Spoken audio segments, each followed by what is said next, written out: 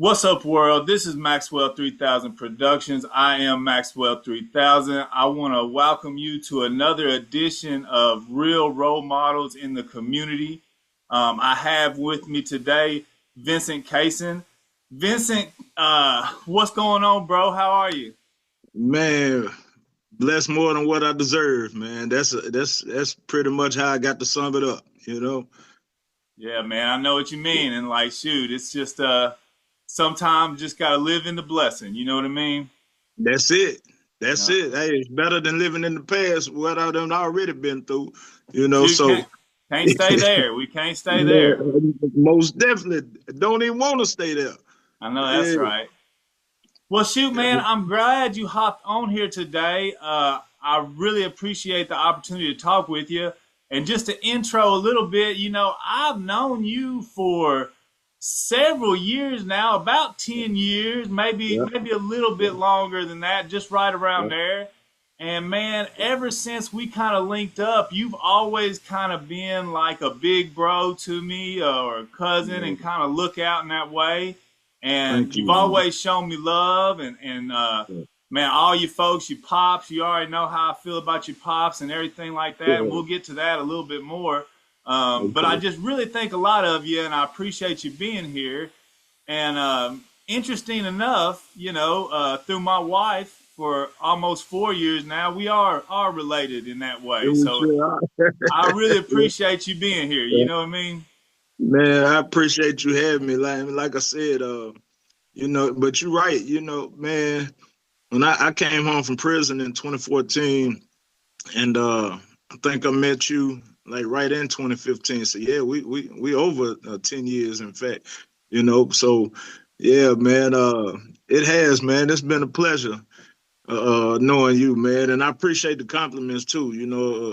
Being a big brother, like somebody that you was able to uh, gain something from, because like I said, man, my past life. You wouldn't have been saying that had we met years ago, because it wasn't nothing negative, it wasn't nothing positive about me, so yeah, I appreciate that. Yeah, I Yeah. may disagree with you a little bit. And, just in our time together, we've been through a lot and we've both grown a lot, I think, over the years. And maybe we'll get into that a little bit too. But one thing I really wanted to highlight was the role that you've taken on at your church, Let God Arise Worship Yes, Center, sir. where Yes, you are sir. serving as pastor over, as a one on the pastor staff, pastoral staff over there. Yes, I'm the youth pastor now. I started off as the outreach pastor, but with growth comes transition, and one of the pastor who was the youth pastor, he is transitioning into the assistant pastor now, and it left this opening for me, man. And as God would have it, my senior pastor came to me and he's like, "Yo, what you think about this?" So here I am, and honestly, I don't, not that I minded being an outreach pastor, because hey, it's a lot that I feel like needs to be done as far as outreach goes. But when you think about it, man, yeah, I could do everything in the world to reach these guys that's already here, but got to start here. So I want to start with these youth, man, and see if I could help make a difference in their life before they get off track and onto the wrong side of the road like I did, when I was their age. So I take this. I'm honored to be in this position, but at the same time, man, it's to God be the glory, because had He not had no favor on my life in the first place, I wouldn't even be here right now. Yeah. Amen, amen. I know that's right. And I can say that I looking back over our time, I can say that I can see that being a good fit for you. Kind of some of the Praise God. interactions that you've had with my kids, and what I mean, Yeah. some of your other nephews and nieces and stuff like that. So I can see that being a Yeah. good fit for you. Um, Praise God. Thank you. Well, and I want to talk more about that, but first, just briefly, let's get into a little bit of background information. Where were you born? Were you born here in Lebanon? Yeah, I was born here in Lebanon. Grew up here for the most part. But honestly, I call Detroit my home, because that's where my mother's from. That's where a good part of my father's side of the family uh, resides at. And every year, man, we was like for the summer, me and my brother and my sister, that was like our second home, So grew up here for the most part, but got a good learning in Detroit. Okay, cool. Yeah. So give folks the names of your family, your pops and your moms, and you said your siblings. Kind of give us a quick immediate family, real quick. When you was growing up, what was the household like? Yeah, man. My mom, man, may she rest in peace. She passed while I was in prison. But yeah, my father, man, Roy. A lot of people call him, the cleanest cat in Lebanon. Because every time you see him, he's sharp. He is sharp, and I mean, the Casons in general, pretty much have that type of aura. Everywhere they go, they look good, they're sharp, they're clean. But I think for my father, he really got his down when he was in the military. So he was a Korean War veteran. Would have been in Vietnam, but my Uncle Albert, man, he rest in peace. He was in Nam, so Dad didn't get to go. But yeah, man, my brother, my sister, man, my sister Veronica. I'm the baby. Of the family. Well, I'm the baby boy. I had a younger sister. She passed on back in '97. But yeah, my sister Veronica, she's the oldest. My brother Darren, he's older than me. And then came me. They say three is the charm, so here I am. It's something, Yeah, I guess, for sure. yeah, it is. And y'all are all now. I guess I really don't know how old everybody is. What is the age gaps between y'all three? Veronica, she's 8 years older than me. I'm 47, so she's 55, and Darren, he just turned 50. So he'd be 51 in July. Okay, Yeah, that's a yeah, pretty decent little spread. Uh, yeah. I make the joke with them all the time. I tell them that mom and daddy had Veronica. They were like, okay, we got our girl.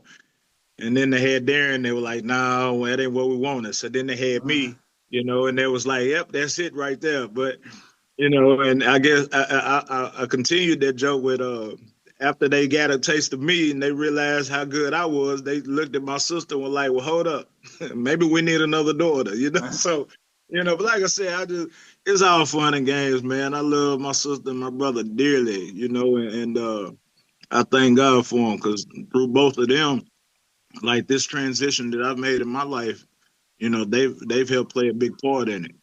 And it's crazy because how everybody knows about the good that could come out of something, and you see it and branch off of that.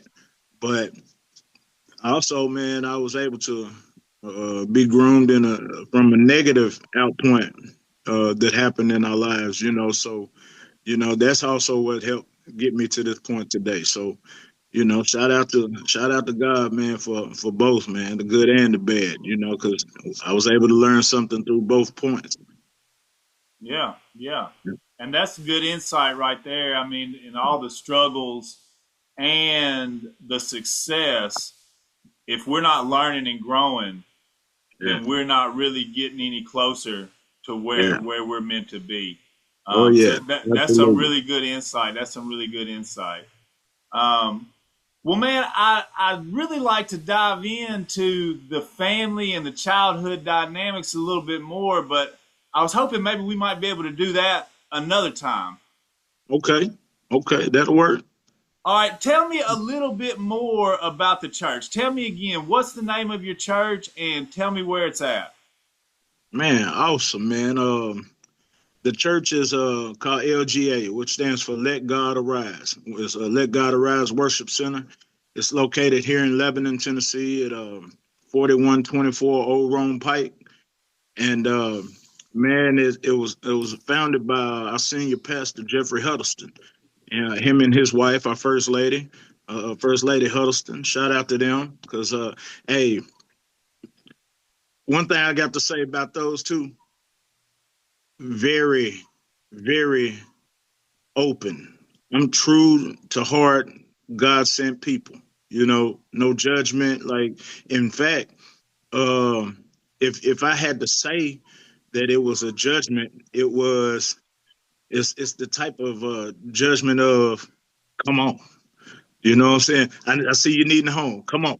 You know what I'm saying? I see you out there. Come on. Like, no matter what you're doing, like, they don't bring none of that up. Pastor Huddleston, uh, I tell people this often. I had got to the point where I got on drugs, and Pastor Huddleston, like, before I even got on drugs, when I first got out of prison, he was trying to get me into the fold of church. I wasn't ready for that. When I got on drugs, he was still trying to get me into the fold. I wasn't ready for that. We was at a funeral where he was doing the eulogy, and hearing him speak at that funeral, I'd never heard him speak like that before. Now, keep in mind, I grew up in church, but as a man, once I became a man, I wasn't forced by mother and father no more for me to go to church. So, I kind of lost my way for a good while. But here we were in this funeral. Pastor Huddleston's giving the eulogy, and afterwards, I came up to him. I told him, I said, "Man, I ain't never heard you speak like that before." He said, "Are you ready?" But like I said, at this time, I'm on drugs.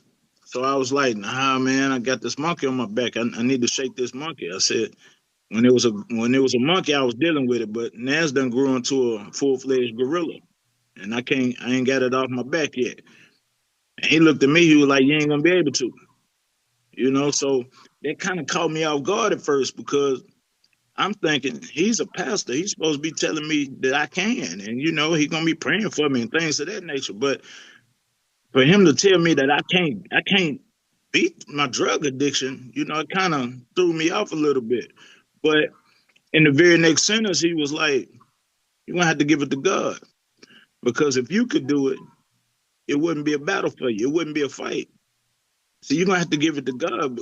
God's the only one who can fight your battles for you that you ain't gonna be able to." And I thought about it, man. I was like, it makes sense. You know, Make a long story short, I wound up getting into rehab. And when the rehab center had told me that, I'd been accepted and this is my admission date and all that, the first person I thought about was Pastor Huddleston. So I messaged him and I let him know, "Hey, look, I'm going to go to rehab, get myself cleaned up. When I get out, have that baptism pool ready for me, because I'm coming to church, I'm getting baptized, I'm rededicating my life to God." And that's how it's been ever since. Now, let me say this. It wasn't easy. It wasn't easy by far. I still had some ups and downs. I relapsed a couple of times, in fact, after I got out of rehab. But um, here's the thing about that. After my second relapse, I said, "You know what? I'm done." Because it was hitting me more here. Like, I couldn't get high. Even though I just smoked and everything, I couldn't get high. And the reason why I couldn't get high is because in my mind, man, I was so, like, I'm like, man, I'm above this. Like, how am I gonna be going backwards like this when I got God in my life now? So really, it was like God's way of telling me, "Son, leave that alone. Don't go back down that road." And I made my mind up right then. I'm done with it. 4 months after I relapsed that second time. Now keep in mind, I'm 4 months clean again. Well, I went that 72-hour period of getting that stuff out of my system. But 4 months after that, I had a heart attack.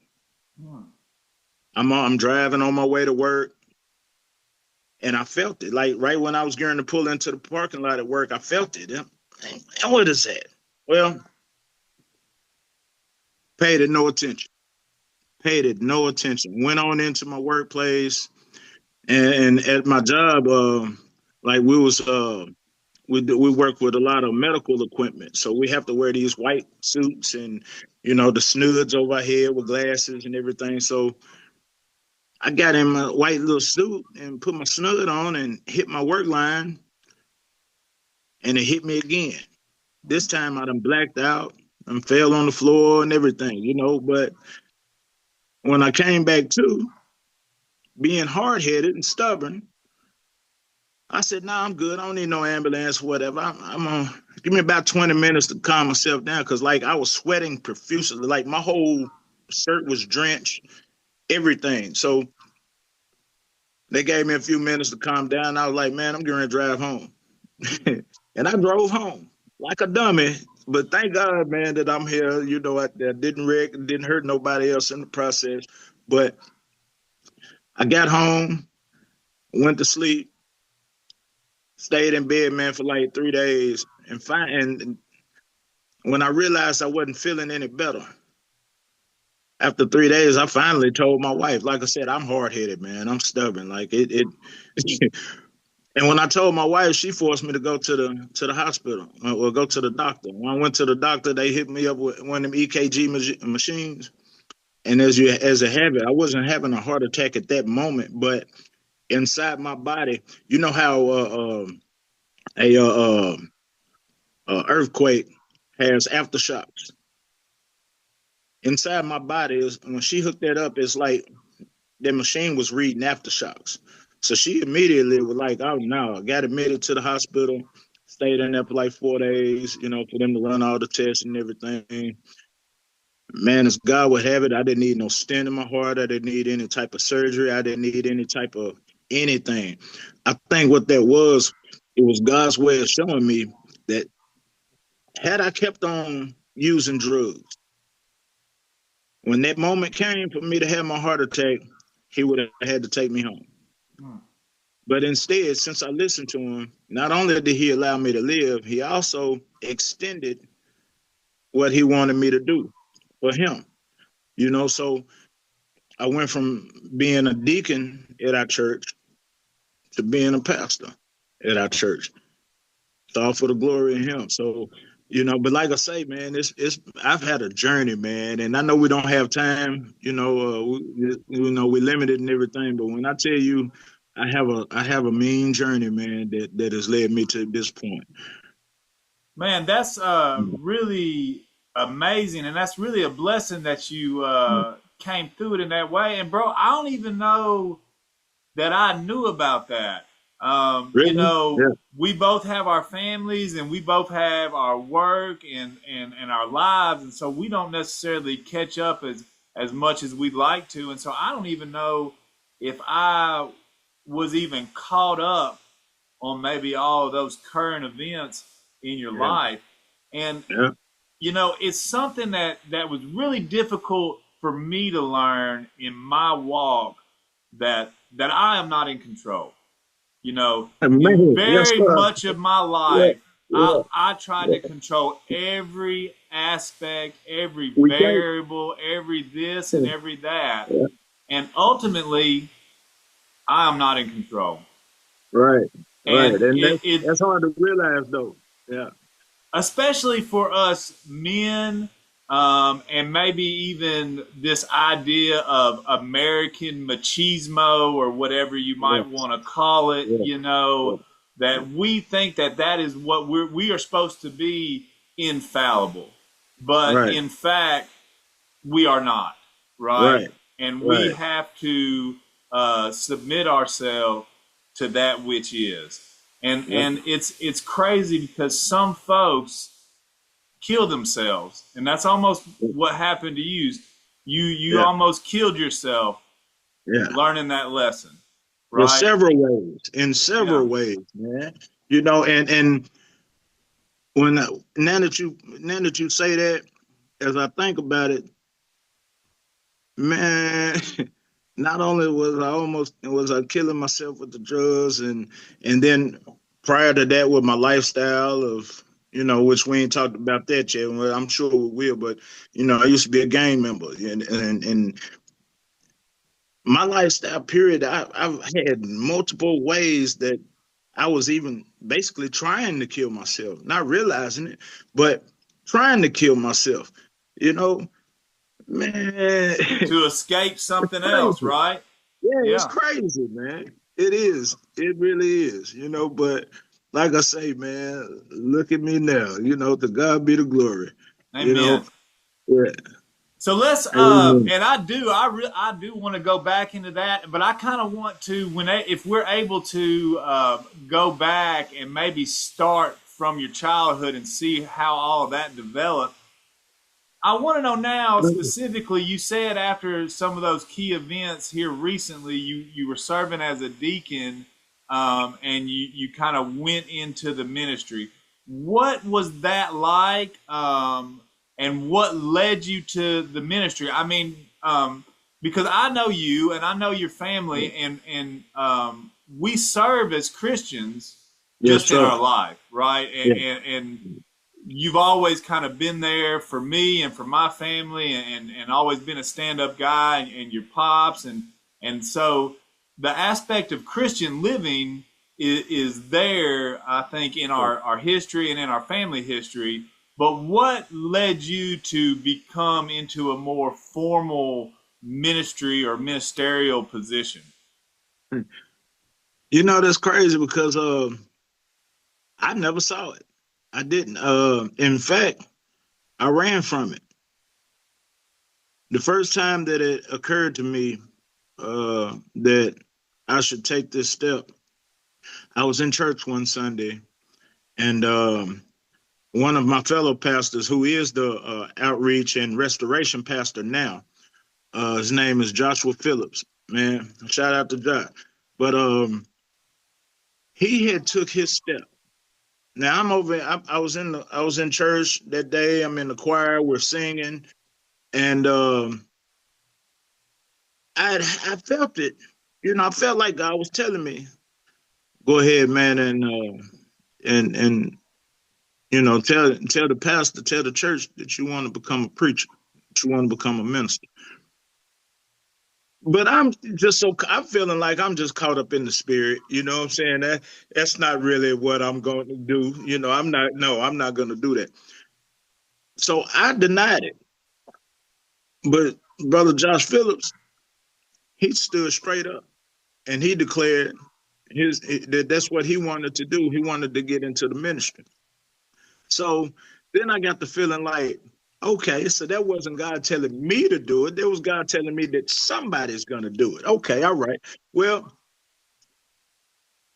wasn't long after that, wound up having a simple dispute with my wife, and police was called on me. Which I don't know if we. Let me just put it like this, because I don't know if I'm able to go all the way into it or not. So let me just put it like this: um, there was a mistake that I made in this process. Okay, and that mistake landed me right back in the confinements of the Wilson County Jail. And I wound up doing a little over 9 months there. But it was while I was there, as I'm praying and I'm telling God, like God, and I just stated this the other day on one of my live videos, but I was stating, like, God, why? Like, I'm in church, I'm a deacon in your church, I'm in the choir, I'm doing this, I'm helping out. I'm like, I know I ain't perfect, but I don't deserve this. You know, what God told me was, it wasn't that I was being there for punishment. What he wanted me to do is he wanted to send me right back to the one place that I truly despise being at, and that's locked up, you know. And he wanted me to prepare myself to become a minister. And I was to do that in the place that I despised, around all these people who was going down that same road that I used to go down. So that's how it started. And I called my pastor from jail. one day, and I was telling him, I was like, man, listen, I think this is what God's telling me to do. And he's the one who told me. He said, look at God. You went in as a deacon, you coming out as a preach as a pastor. And I said, man, I don't know about all that, man. I can't see it though. He said, it ain't for you to see. It's for you to do. Ain't you done realized that by now? So him saying it, like I said, man, shout out to Pastor Jeff Huddleston, man, because like that brother's strong and completely dedicated for the Lord, man. And him saying that to me, when I got off that phone with him, I went back to the cell and I just started writing. And I was writing and writing and writing, and I'm reading and I'm praying and I'm reading and I'm writing and I'm reading and praying and writing. And next thing you know, man, I had like 31 sermons wrote. You know, I'm in there, I'm in jail, uh, talking with my cellmates. They had me in the cell with with three other guys. It was four of us in the cell. So, talking to them about God, praying with them. I started a prayer list. Where they had me at, I was on max, and there's 10 cells in there, so it's 40, and four to a cell, so it's 40 of those guys back there. And I'm noticing that a lot of the guys in there, they have faith as well, and they need prayer. A lot of them wasn't like I was in jail. I hated it, but when I have to look at it, man, I also have to admit, man, I was okay because I had family that was still looking for me, looking out for me, sending me money. I had a family putting money on my tablet so I could always, have my leisure time, so to speak. I was taken care of, and then on top of it all, they was always answering them phone calls for me. So like I was good, but there was guys in there who wasn't as fortunate as me, but yet they still believed. There was guys in there who were lost just like me, yet they still believe. So I took that as I began to notice that, I took that as God saying, okay, reach out to him. Yeah, he might be black. Yeah, he might be white. Yeah, he might be Mexican. Yeah, he might be a gang member that you was affiliated with. He might be the opposition of what you was affiliated with. He might be younger. He may be older. He may be skinnier. He may be more plump or whatever. But reach out to him. And I said, okay. I didn't just feel comfortable just going up to people introducing myself like that. So I said, all right, I'm gonna take me out of the equation. I'm gonna put God all over it. So I wrote out prayer lists, prayer request sheets, and I, made a little chart for each cell. It had each cell number on it, and I went to each cell and I'm like, hey, look, uh, I'm Deacon Cason for LGA, and this is what I believe in. I don't know if you believe in Jesus or follow Christianity the way I do, but I know you believe in God. If you believe in God, you have some things on your chest you need in prayer, write your name down, man. If you want me to pray a specific type of prayer, like pray for your family, pray for your court case, pray for whatever's going on in your life, put it on there and I got you. Man, when I tell you from that moment, my life changed in jail. Everybody was constantly coming up to me. Whenever their cell came out for wreck, they would come up to my door. Hey, bro, pray for me. I just found this out. Pray for me, man. I'm going to court tomorrow. Pray for me. I just don't feel good today. Pray for and I would. I'm right then and there. We praying for them. If they were like, man, look, I'm trying to go get on the phone, but pray for me, man. I just wanted to tell you. I'm like, all right, cool. I got you. So they can go on about their business, but I go right down on my knees and start praying. So like I said, at that point, that's when I realized this is what I'm gonna do when I come home.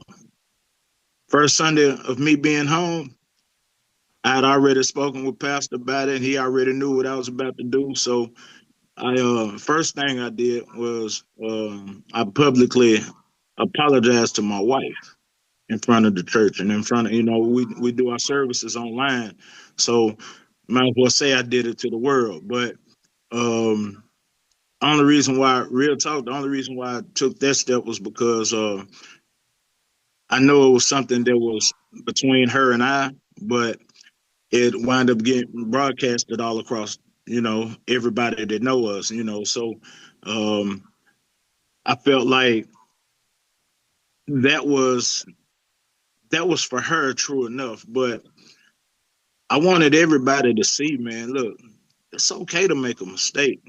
And it's even more okay for you to man up to it and apologize for it. So because I know plenty of people, man, made mistakes, man, and they know that they made a mistake, but they're too prideful to own up to it, and especially in a public setting, to me, man, ain't nothing like it. I mean, I can apologize to you one on one all day, and you accept it, cool, we able to move on.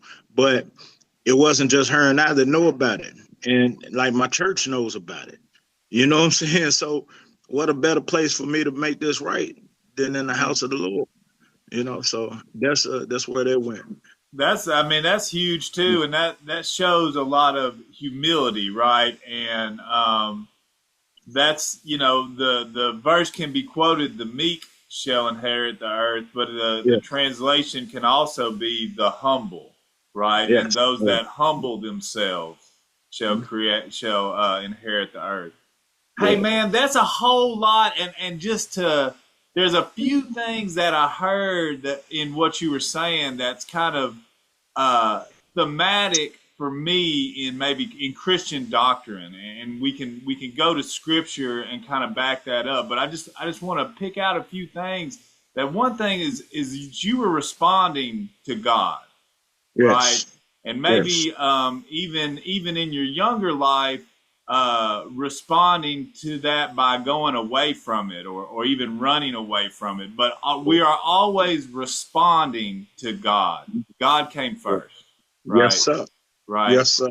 Um, Another thing that I heard in there is that your individual relationship and your individual walk is important and vital Yes, sir. for your purpose, but it's also about the community of Yes. Yes. believers and the community universal. I think. Yes. Um, When you look at it, um, in the Bible, nothing was just strictly about, okay, okay, let me put it like this. Everything that you see Jesus did, everything that you read about what Jesus did, not one time was he boasting himself. And not one time was he strictly saying, well, this is me. He was going after all of those who were lost. He even said that I'm not here for the saved. I'm not here for the ones that are found or saved. I'm here for the lost. So to me, that's saying like, and it's not to judge nobody because I'm nobody's God. I have no heaven nor hell to put nobody in. But we all know right from wrong.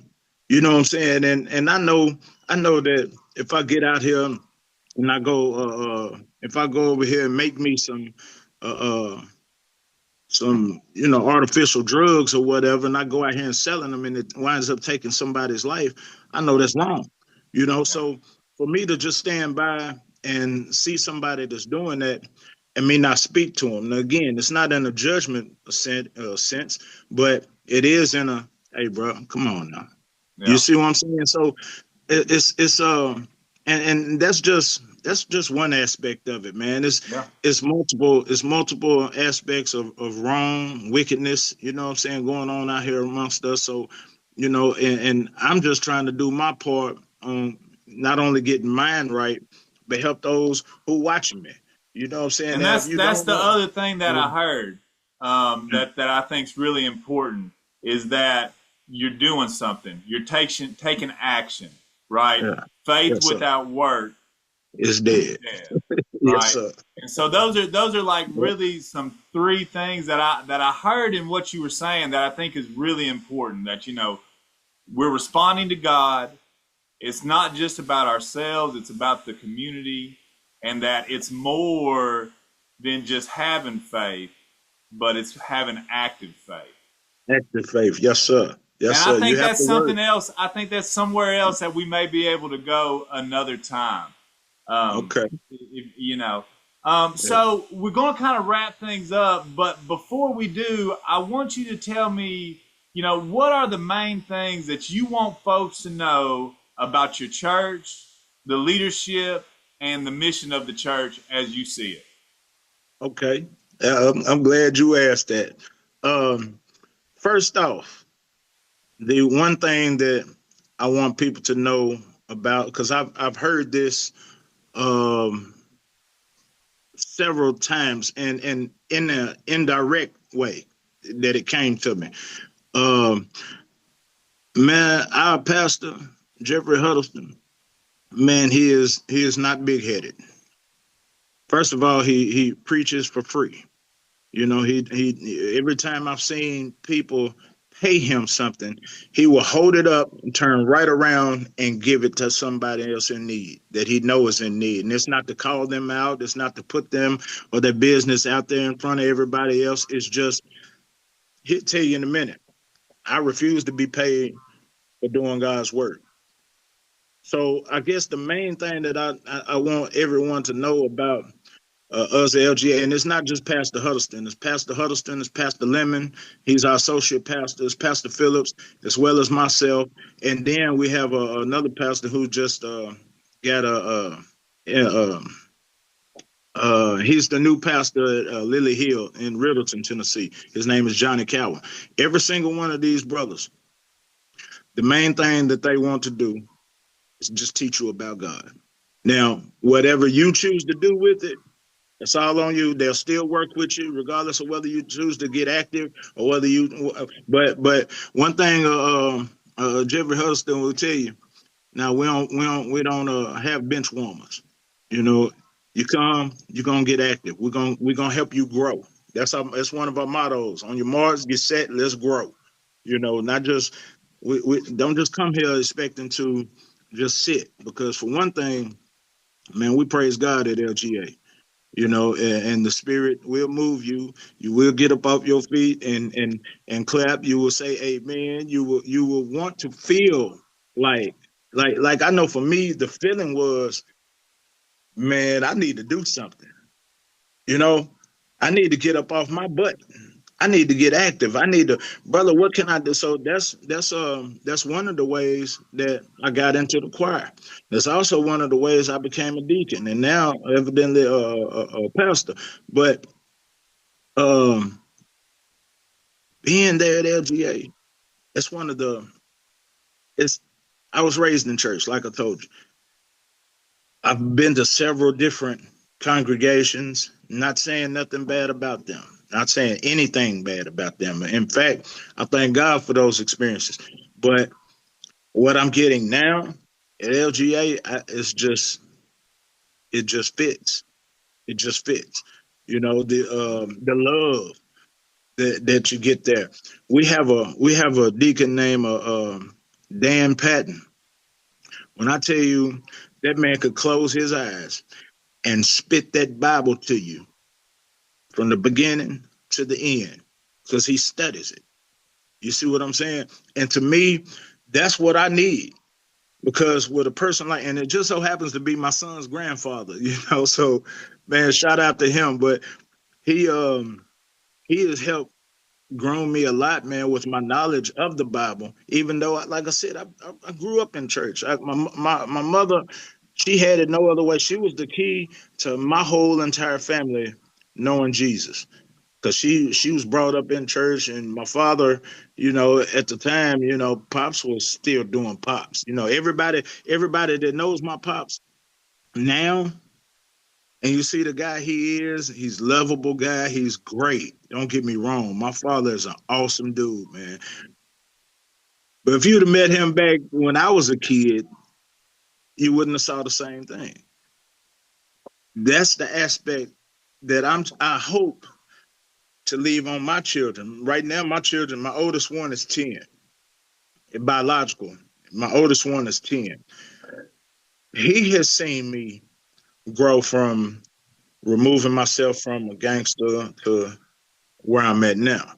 You know, so and he just became a junior deacon at our church. You know, so I'm my goal is to make sure that, like I said, man, not only I'm living that life, but that I'm that example for others to see how God can use anybody, man. He can change anybody around. All it takes is a willing person, somebody that's willing to leave this alone and let God do what He can do with you. You know, so Amen. that's where we at, man. But yes, please, any and everybody, again, LGA 4124 Old Rome Pike. That is the address.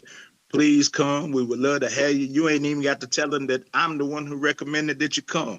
You can just show up. Yeah. Tell us the service times. If I was Oh, wanting to 9 come o'clock. worship with you, when service Sundays, time? Sundays, every Sunday at 9 o'clock. Now, one thing I got to mention about that, we don't play about the time. When it's 9 o'clock, it can be 8:59, and the ushers will be in the background. And when it's time, they give you that key, and we on. You know, just like that. There's no ain't no lateness. Now you can come late, but ain't no telling what you're liable to miss if you do. You know, but yeah, we start every Sunday at 9 o'clock sharp, and and that's another thing, man. We're not in church all day either. You know, it just I wish we would stay in church longer sometimes, because sometimes I get so caught up in it. I'm like, man, I don't want to leave yet, but I understand. The pastor he's not only committed to our church, but his home church is a New Shallow, so he leaves there and he leaves our church and go to New Shallow and help out any way he can there. And then, like I said, Pastor Cowan, he's in Riddleton, so he'll have to leave mid service and go attend his service. And so I understand. People have other things that they have to tend to. But yeah, I love LGA, man. I do. That's awesome. That's Yeah, awesome, and it takes that community to make the congregation live it and does. and grow. It Uh, does. Big bro, I want to thank you again for giving me this opportunity to talk with you, and you come and hang out with me in this way. And I really hope that we can do this again and explore some of these other conversations that we've kind of brought up. Yeah, I thank you too, man, and I'm in agreement with you. I really want to dive in. I understand right now we need to get it out there where I'm at and everything, but I hope and pray that next time that we do that I'm able to uh, not take it off, but just let me pause it right there and go all the way back, man. Because you just asked me, you just brought up how you want to go back to the beginning and get. I would love to do that.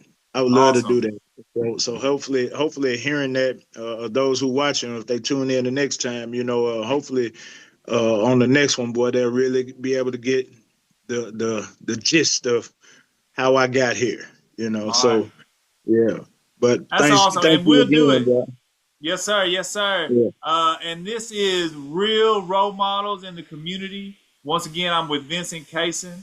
This has been yes. Maxwell 3000 Productions. I am Maxwell 3000. Peace and love.